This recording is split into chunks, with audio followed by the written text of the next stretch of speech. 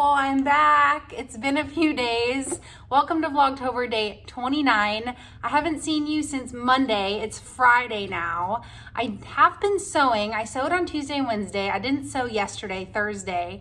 And I filmed a few clips here and there, but it just wasn't enough to make like a full video, and I wasn't really feeling it. So I decided to just combine all the days together. So let me catch you up on the last few days. Okay, so on Vlogtober day 26, I got to work on the peplum. I used the zigzag method for the gathers after a few more failed attempts at doing them with my serger.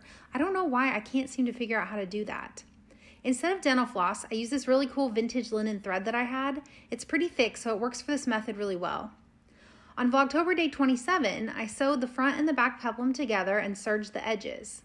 After using up almost all my pins and some clips, I finally got the peplum attached to the bodice and the gathers looking the way I wanted. Now here's where the fun really starts. While serging the seam where the bodice and peplum meet, wouldn't you know, I got part of the bodice stuck in the serger, and in true Katie fashion, I put a hole in the bodice. Not to worry, we've been here before, so I used the decorative stitches on my machine to make something that resembles, well, something. Don't worry, the fun doesn't stop there. I proceeded to start folding up and pressing the hem when I decided my finger needed ironing, and that's where I stopped. On Vlogtober day 28, I was laid out from my booster shot and didn't sew even a stitch. So now that you're all caught up, let's keep working on this Peppermint Peplum top. The big day, Halloween, is upon us. Today's Friday, Halloween is on Sunday, so I better get going and finish this thing up so I can actually wear it for Halloween. Okay, so I'm just picking up where I left off when I burnt myself. I'm folding the hem up a ½ inch, and then I'm going to turn it in on itself for a ¼ inch twice turned hem. Luckily, the burn didn't end up becoming much of anything.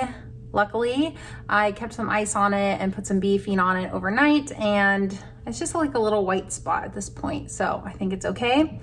I'm so bad about burning myself. I've had a few kind of bad burns. This is a sewing burn that happened over the summer, and it's fading now, but it's definitely, I don't know if you can even see it. It's definitely there. I feel like I'm very clumsy when I sew. I sew in such a small space. I think that kind of contributes because things end up getting very cluttered. So then I do things like accidentally hit my iron with my hand, which is what happened here. My iron was sitting on my ironing board like that, and then I just like hit it like this, and then that happened. So it's definitely not the first bad burn I've had from sewing. And I kind of wonder if, I don't know, do you guys know anything about like actual dressmakers' irons? Like maybe they're built differently. Maybe they're built in a way that like decreases the risk of burning. Is that a thing? I don't know. This is just a very inexpensive iron that I inherited from my husband. It's been through the ringer. You can see it's very dirty. I've dropped it. I have pieces of my cork floor in it. If you've been with me for a long time, you know the story about how I dropped it off the loft, gouged a hole in my floor, my cork flooring, and there's still pieces of cork stuck in it. But anyways, it's just a very inexpensive iron. It's not really a dressmaker's iron. So I don't know, maybe that's not a thing. Is it a thing? Maybe dressmaker's irons are like less prone to burning yourself or something. I don't know. Maybe are there irons out there that you can buy that decrease the risk of burning yourself? Because I seem to be at risk of that at any given moment. So anyways, I'm rambling. I'm going to try to continue to turn up this hem.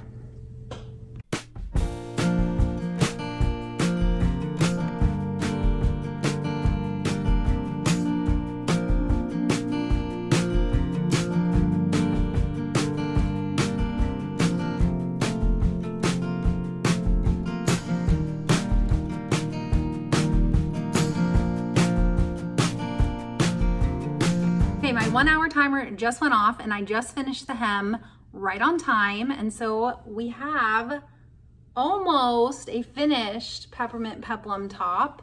The only thing I'm gonna do though is redo the top stitching on the arm bands or the armholes, because I switched from a black thread to this thread that matches much better. So I'm gonna go through and I'm just gonna re-top stitch it right next to the top stitching that's already there and then take out the black, because if you remember, I did that horrible clipping into my bias binding.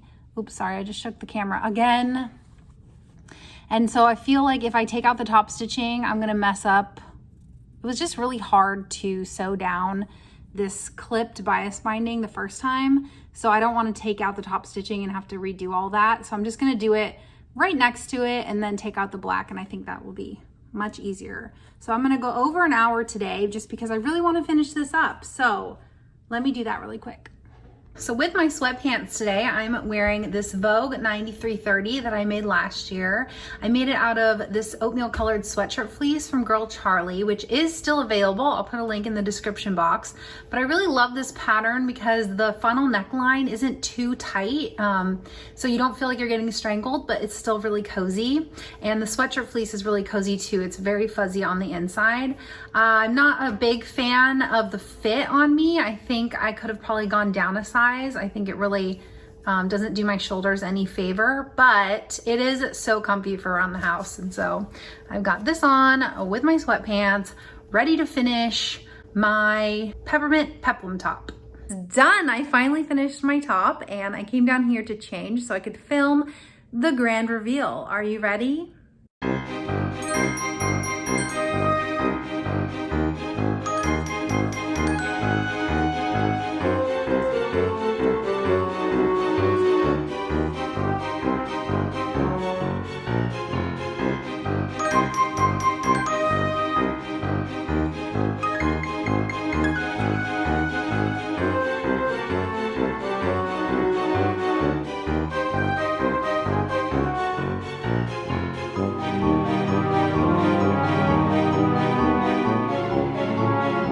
So what do you guys think? I love it. I'm so happy with it. I think it came out better than I thought it was going to.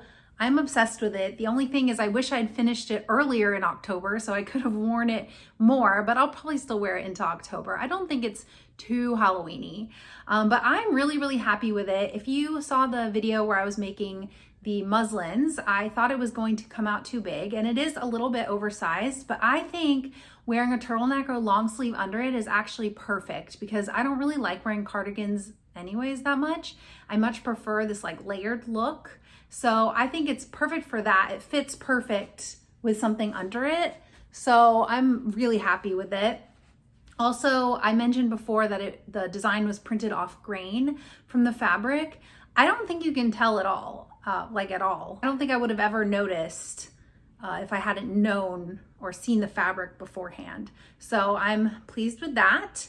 So yeah, if I hadn't put the hole in the back of it, it would be even more perfect, but that's okay.